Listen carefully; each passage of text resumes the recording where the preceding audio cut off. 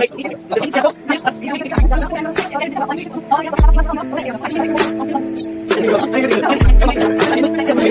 आपको 25 बार बता चुका हूँ, अगर अपन शॉर्ट में निपटाएं 2 से 3 मिनट में निपट जाएगी।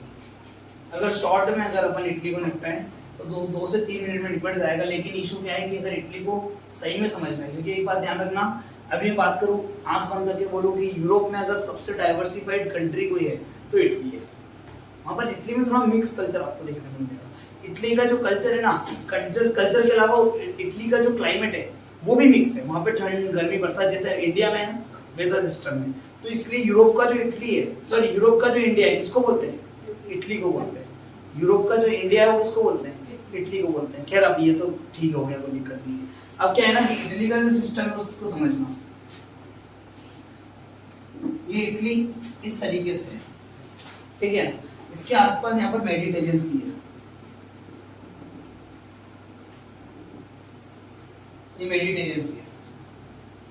तो मैं आपको पहले बता चुका हूँ कि जो भी कंट्री मेडिटेरियन सी के आसपास होता है उसका क्लाइमेट ऐसा होता है कि वहां पे सिट्रस फ्रूट्स का प्रोडक्शन होता है। सिट्रस फ्रूट्स मतलब खट्टे फल, और जहां पर भी खट्टे फल मिलेंगे वहां पर क्या बनेगी? वाइन बनेगी। तो दुनिया में सबसे ज्यादा वाइन जो है वो आपको मेडिटेरियन सी के आसपास वाली कंट्री में देखने को मिलता है। इटली में भी वाइन का प्रोडक्शन बहुत बड़ी मात्रा में होता है, फ्रांस में होता है, जर्मनी में होता है, बेल्जियम में होता है, स्पेन में होता है, क्योंकि ये समुद्र के आसपास है। कौन सा? भूमध्य सागर, मेडिटेरियन सी के आसपास है। और इसकी लोकेशन ऐसी है कि ये जो आ रहा है ना इंटरनेशनल रूट के थ्रू होते जा रहा है, तो हर कोई इसको पाना चाहेगा। भाई लड़ाई हुई है इटली की, अभी मैं आपको इटली बेस बता रहा हूँ, इटली का बैकग्राउंड बता रहा हूँ। इटली के अंदर जो लड़ाई हुई वो नहीं बता रहा हूँ, इटली का बैकग्राउंड बता रहा हूँ कि इटली का बैकग्राउंड इंपॉर्टेंट क्यों है। क्योंकि इटली की लोकेशन कहाँ पर है? मेडिटेरियन सी में। इटली जो है इस तरीके की लोकेशन पर है कि इधर से जब एशिया से जहां जाएंगे सुएज कैनाल को पार करते हुए तो वो इटली के सामने दिखेंगे, ठीक है ना। तो वो इटली के वहां रुक सकते हैं। तो इटली में क्या होगा? रेवेन्यू जनरेट होगा। क्या जनरेट होगा? रेवेन्यू। कोई भी यूरोपियन कंट्री जाएगा तो उसको इटली की बॉर्डर से होते हुए जाना पड़ेगा, तो उसको इटली वाले को पैसे देने पड़ेंगे। समझे आपको? तो इटली की स्ट्रेटेजिक पॉइंट पे, जैसे इंडिया की स्ट्रेटेजिक पॉइंट पे कोई भी जहाज निकलेगा अंडमान निकोबार से निकलेगा, समझे आपको? तो अपन लोग कभी भी चाइना को काउंटर करेंगे ना तो यहाँ थोड़ी ना लड़ेंगे। उत्तराखंड, जम्मू कश्मीर या अरुणाचल प्रदेश चाइना से लड़ने के लिए पता क्या करेंगे अपन? पूरा अंडमान निकोबार, जिसको मलक्का स्ट्रेट बोलते हैं, उसके नीचे मलक्का स्ट्रेट है, मलक्का जल संधि, वहां पर पूरी इंडियन नेवी खड़ी कर देंगे। सिर्फ 15 दिन चाइना का अपन ने चेन तोड़ दी। चेन कौन सी? इंटरनेशनल मार्केट की। 15 दिन में चाइना खत्म हो जाएगा। 15 दिन में चाइना खत्म हो जाएगा। अभी नहीं जाना वहां।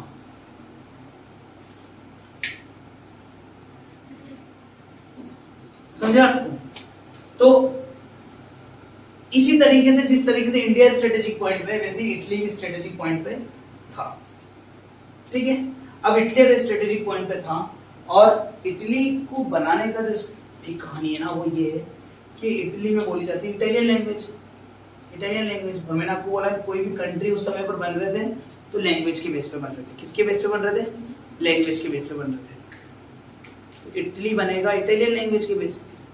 और इटली जैसे इंडिया में अभी 28 स्टेट्स है, उस समय पर इटली में 7 स्टेट्स हुआ करते थे। कितने स्टेट्स हुआ करते थे? 7 स्टेट्स हुआ करते थे। और 7 स्टेट्स में से सिर्फ एक स्टेट ऐसा था जिसका नाम था सार्डिनिया पिडमोंट। मैं 2560 बार बता चुका हूँ सार्डिनिया पिडमोंट। 7 स्टेट में से सिर्फ एक स्टेट था जिसका नाम था सार्डिनिया पिडमोंट। वहां पर लोग बोलते थे इटालियन लैंग्वेज। कौन सी लैंग्वेज बोलते थे? Italian language. ऐसे जैसे इंडिया 7 स्टेट में डिवाइड है, लेकिन मैं बोलूं इंडिया 5 पार्ट में डिवाइड है। कैसे? Northern India, southern India, eastern India, sorry western India, eastern India, central India. तो ऐसी इटली भी 3 पार्ट में डिवाइड था, नॉर्दर्न पार्ट, सेंट्रल पार्ट और सदर्न पार्ट, ठीक है। नॉर्दर्न पार्ट में ऑस्ट्रिया हैब्सबर्ग का कब्जा था। किसका कब्जा था? ऑस्ट्रिया हैब्सबर्ग, ठीक है। सेंट्रल पार्ट में पोप का रूलिंग कंडीशन में थे, ठीक है। और सदर्न पार्ट में कौन थे? Bourbon dynasty of Spain. Bourbon dynasty of Spain. कितने पॉइंट देखे इटली में अभी तक? वो बेस छोड़ दो कि मेडिटेरियन सी पे है और इंपॉर्टेंट पॉइंट पे है, इतना ध्यान रखो। 3 पॉइंट देखें। इटली 7 स्टेट में डिवाइड था। 7 स्टेट में से इटली में एक स्टेट ऐसा था जिसमें सार्डिनिया पिडमोंट, जिसमें इटालियन लैंग्वेज बोली जाती थी। इटली 7 स्टेट को अगर मर्ज करके मैं बोलूं 3 पार्ट में डिवाइड था। 3 पार्ट कौन से? Northern part, central part, southern part. Northern part में कब्जा था ऑस्ट्रिया हैब्सबर्ग का, सेंट्रल पार्ट में पॉप का, और सदर्न पार्ट में किसका कब्जा था? बर्बन डायनेस्टी ऑफ स्पेन का।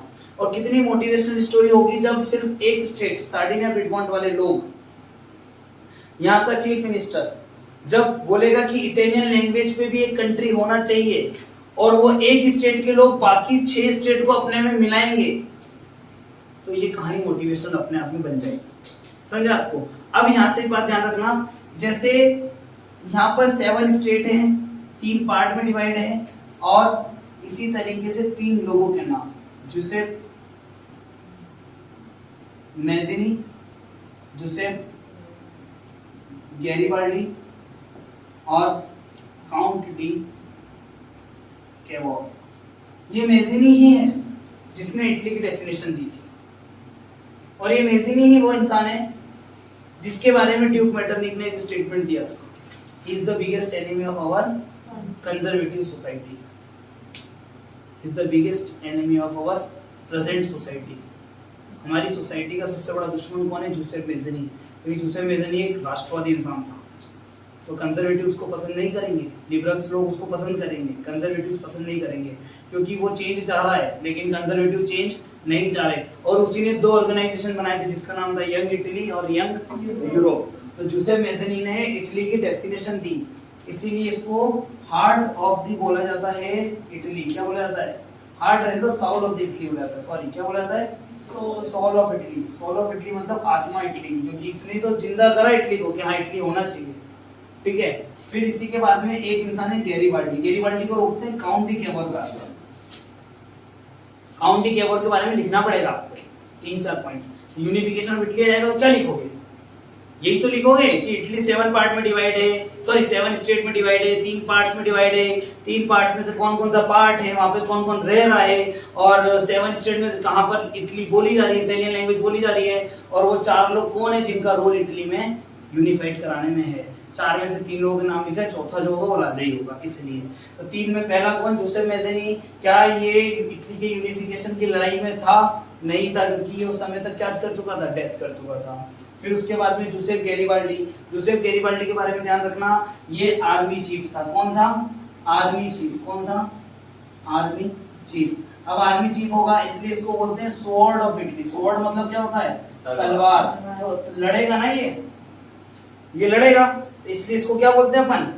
Sword of Italy. और ऐसे काउंट डी कैवोर को बोलते हैं ब्रेन ऑफ इटली। क्या बोलते हैं?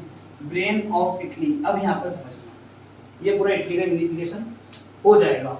फाइनली इटली जो है 1861 में यूनिफाइड हो जाता है, और यहाँ पर चौथा इंसान जो है जिसका नाम है Victor Emmanuel second. Victor Emmanuel second. अब बस इन दोनों की कहानी देख लेते हैं, फिर कोई दिक्कत नहीं होगी।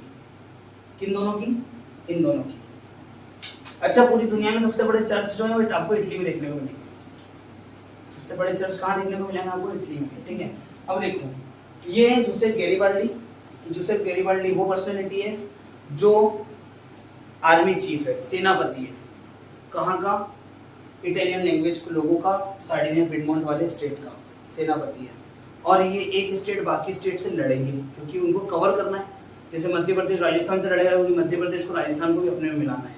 ठीक है। तो ऐसे सार्डिनिया पिडमोंट अलग स्टेट से लड़ रहा है, तो जिनसे लड़ना होगा तो उस समय पर कौन जाएगा? जूसेप गैरिबाल्डी जाएगा।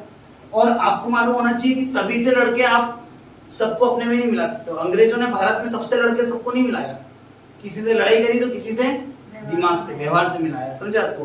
तो सबसे लड़ा नहीं जाता, ध्यान रखना जीवन में। आप सबसे लड़ रहे हो इसका मतलब आप गलत हो, मतलब इसका मतलब आपको लड़ने का तरीका ही नहीं मालूम है। सबसे कभी नहीं लड़ना, किसी से लड़ो, किसी से बात करके। तो बात करके इटली में मर्ज करने का काम किसने किया? काउंट डी कैवोर ने। दिमाग लगाया ना, इसलिए इसको बोलते हैं ब्रेन ऑफ इटली। और दिमाग क्यों लगाया? अब ये जब बात करने जाएगा तो वहां पर दूसरी लैंग्वेज वाले लोग होंगे, और ये ध्यान रखना मल्टीपल लैंग्वेज का नोन था। क्या था? मल्टीपल लैंग्वेज का नोन था। तो भाई ये ऑस्ट्रिया वाले से बात करने जाएगा तो उस लैंग्वेज बात करेगा, जर्मन वाले से बात करने जाएगा जर्मन लैंग्वेज बात करेगा, स्पेन वाले से बात करने जाएगा तो स्पेनिश में बात करेगा। तो वो क्या होता है, लैंग्वेज का इन्फ्लुएंस पड़ता है, समझाने का भी इन्फ्लुएंस पड़ता है। तो 3 लोग कौन, जोसेफ मेज़ेनी, जोसेफ गैरिबाल्डी और काउंटी केवल। किंग किसको बनाया गया, विक्टर इमैनुअल सेकंड को बनाया गया। कब से यूनिफिकेशन, मतलब यूनिफिकेशन कंप्लीट कब हो गया, 1861 में हो गया। कितने स्टेट में डिवाइड था, 7 में। कितने पार्ट में डिवाइड था, 3 में। 3 पार्ट कौन से, नॉर्दर्न, सेंट्रल और सदर्न। नॉर्दर्न में कौन, ऑस्ट्रिया हैब्सबर्ग, सेंट्रल में कौन, पोप, और सदर्न पार्ट में कौन, bourbon dynasty of Spain. Italian language वाला बोलने वाला एकमात्र स्टेट कौन सा, सार्डिनिया, पिडमॉन्ट। समझ गए बात, ये यूनिफिकेशन ऑफ इटली की पूरी कहानी है। इसको देखो।